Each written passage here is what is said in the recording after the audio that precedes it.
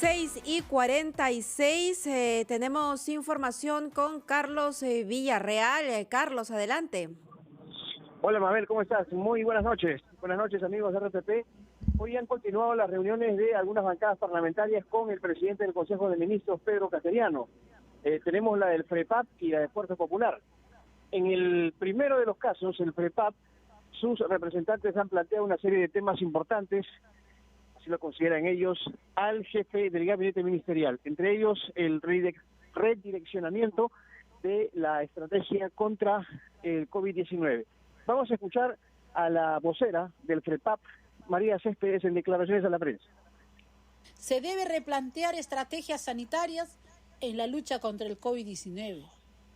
También se le compartió al presidente del Consejo de Ministros las sugerencias con respecto a algunas designaciones ministeriales, ya que las personas que son titulares de los ministerios deben ser profesionales de gran trayectoria y rostro humano.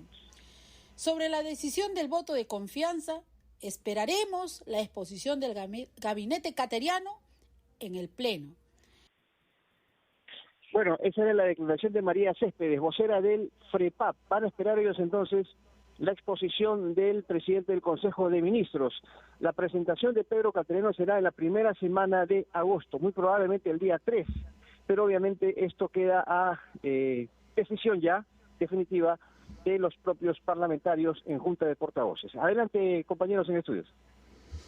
Gracias, Carlos Villarreal, por esa información. Son las 6:48 y aunque normalmente nos solemos centrar, Mabel, en las cifras negativas, ¿no?, en los nuevos contagios, en la gente que ingresa a los hospitales, no solemos reparar en el número de altas hospitalarias, por ejemplo. Por eso vamos a conversar a continuación con la doctora Cecilia Bedoya, que es vocera de salud, para que nos cuente los últimos reportes de esta entidad respecto de las altas médicas a nivel nacional. ¿Cómo está, doctora Bedoya? Gracias por estar con nosotros. Muy buenas noches, Mabel y Renato. Muchas gracias por esta entrevista. A ver, según los reportes que tenemos, se han realizado ya 100.000 altas médicas por COVID-19 durante la emergencia sanitaria. ¿Esto qué significa exactamente? Que 100.000 pacientes llegaron, digamos, dando positivo y lograron recuperarse. Exacto, Renato. Hemos evaluado hasta el momento aproximadamente 410.700 pacientes, de los cuales fueron encontrados positivos 123.414. Aproximadamente un 80% están recuperados a la fecha, han sido dados de alta, tanto a través de lo que ha sido la atención domiciliaria, que ha significado un total de 82.346 altas, altas de nuestras villas a nivel nacional, un total de 8.921 altas médicas, y en los hospitales 7.427 altas a nivel nacional, lo cual hace un total de 98.694 altas en todo el país. Cuéntenos, por favor, doctora Bedoya, ¿cómo es que ha sido ese monitoreo de los pacientes que estaban en sus casas? Bueno, el Salud ha realizado un trabajo por diversos canales, a través de lo que ha sido el telemonitoreo, también las llamadas telefónicas de seguimiento y las teleconsultas. Por esas vías nosotros hemos obtenido información de los pacientes, de los síntomas que presentaban, se han hecho visitas también a domicilio, incluso tomas de muestras, y los casos que eran catalogados como positivos eran monitorizados desde sus casas y se les daba el soporte a través tanto de la red telefónica como de las visitas de Padomi para poder acompañarlos y lograr la recuperación de los pacientes. Uh-huh. Y también se ha hecho seguimiento precisamente a las personas que se les daba de alta para, digamos, para ver su evolución ya en casa, o no se estaba haciendo ese trabajo. Tanto a los pacientes que han sido dados de alta como a aquellos que luego han necesitado una referencia o un establecimiento de nivel hospitalario, a todos ellos se les ha hecho el seguimiento y lo que tenemos registrado hasta el momento son 82.000 altas de domicilio. Y en la línea de lo que preguntaba Renato, cuando un paciente sale de alta, eso no significa que esté 100% recuperado. ¿Cuánto tiempo en realidad le toma y qué secuelas tiene esta enfermedad en las personas? Bueno, los pacientes generalmente demoran un tiempo aproximado de 7 a 14 días más de convalecencia. en el cual nosotros continuamos haciendo el monitoreo, el seguimiento para ver que el paciente continúe con una evolución favorable. Y normalmente el paciente, digamos, no presenta mayores secuelas. La recuperación es luego, al cabo de un tiempo, bastante buena, salvo algunos casos que son los casos graves, los que están en el hospital o los que han necesitado atención en unidad de cuidados intensivos, que sí pueden presentar un tiempo mayor de afectación y de recuperación de sus secuelas por los daños pulmonares o otro tipo de problemas concurrentes que haya tenido durante su hospitalización. Doctora Bedoya, una queja o denuncia recurrente en la radio respecto de familiares de pacientes es la mala comunicación que ha habido en algunos casos entre las autoridades de ciertos hospitales y estos familiares, que no han sabido en varios días cuál ha sido la evolución de la situación de los pacientes.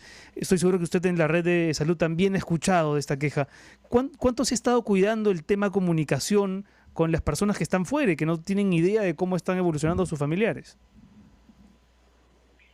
Bueno, el trabajo de la Gerencia de Atención al Asegurado ha sido realmente, creo, digno de destacar.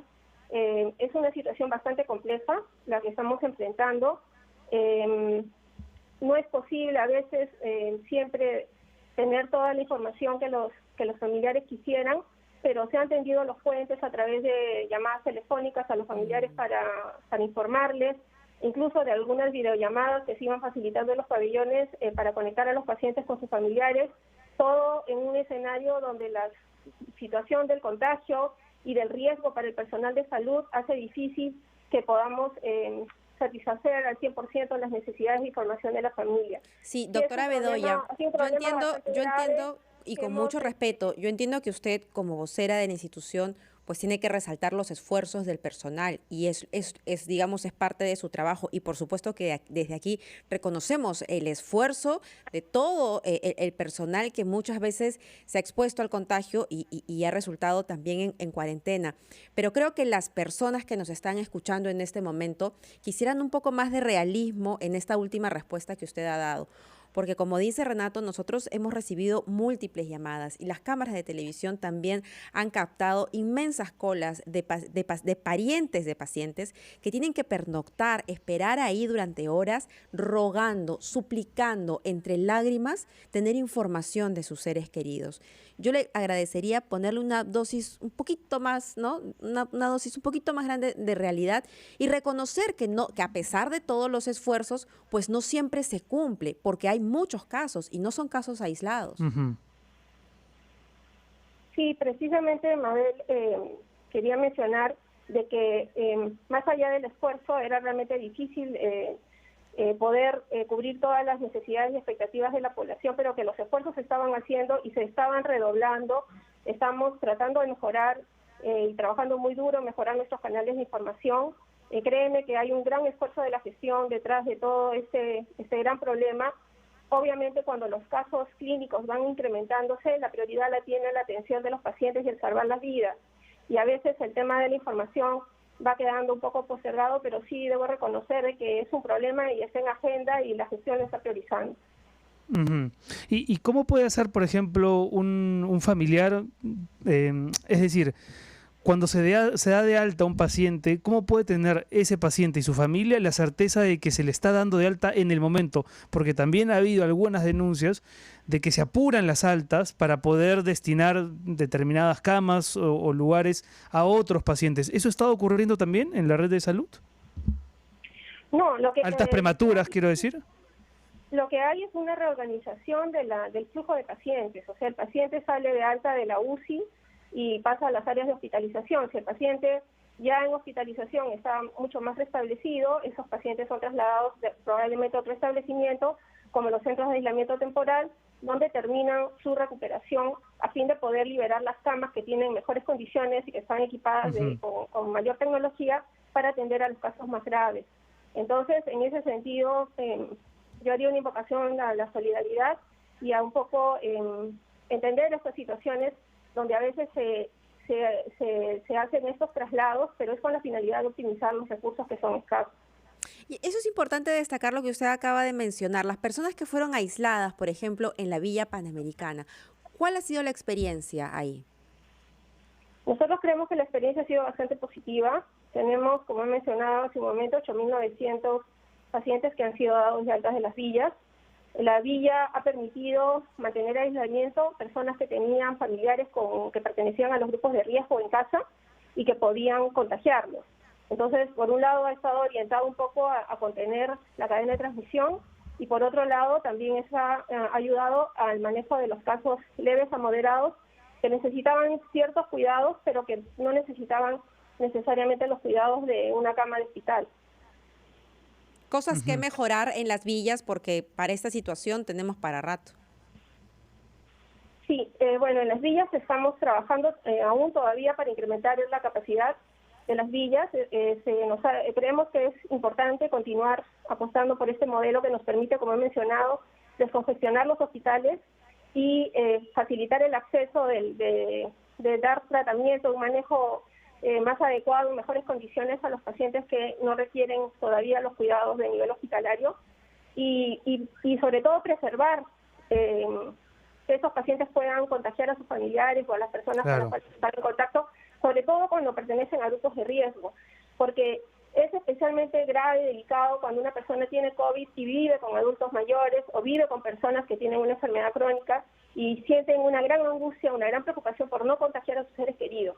Entonces, en ellos, esa propuesta de oferta de las villas creo que ha sido muy positiva para todos ellos. Y doctora, dígame una cosa, ¿hay algún porcentaje de gente, calculado quiero decir, de gente que ha sido dada de alta y ha regresado, ya sea porque se relajó, porque no cumplió con las recomendaciones, porque muchas veces nos dan de alta y pensamos que ya estamos absolutamente inmunizados, ¿no? Bueno, no tenemos registrada esa información. Entiendo que si esos casos han existido son pocos, no tienen por qué ser la mayoría. Más es el problema de que cuando una persona es dada de alta, mantenga el aislamiento, mantenga los cuidados para no contagiar a otras personas mientras todavía continúa transmitiendo, ¿no? Y una última pregunta, una respuesta cortita. Las personas que salen de alta y sobre todo aquellas que han estado en situación grave, ¿reciben algún tipo de monitoreo psicológico, ayuda psicológica? Sí, reciben apoyo psicológico también a través de las teleconsultas y las llamadas de monitoreo telefónico, pero en ese sentido también, Mabel, debo mencionarte que estamos trabajando muy duro en un programa de apoyo para todas estas personas que tienen estas necesidades de continuar recibiendo el tratamiento o el servicio de salud mental y estamos todavía impulsándolo y debemos estar teniendo nuevos anuncios y nuevos avances para los próximos días. Qué bueno, importantísimo, porque no solamente el cuerpo pasa por un trauma, sino también la mente, y es muy, muy duro. Muchísimas gracias. Muchas gracias, doctora Bedoya. Muchísimas gracias a ustedes, muy amable. Muy bien, son las 7 de la noche ya, Mabel, vamos a hacer una pausa y al regreso vamos a estar con Hernán Vidaurre, por supuesto. Así que nada, ya nuestra productora Laura Masifuen nos está pidiendo ir al corte con sus formas tan amables. Pausa.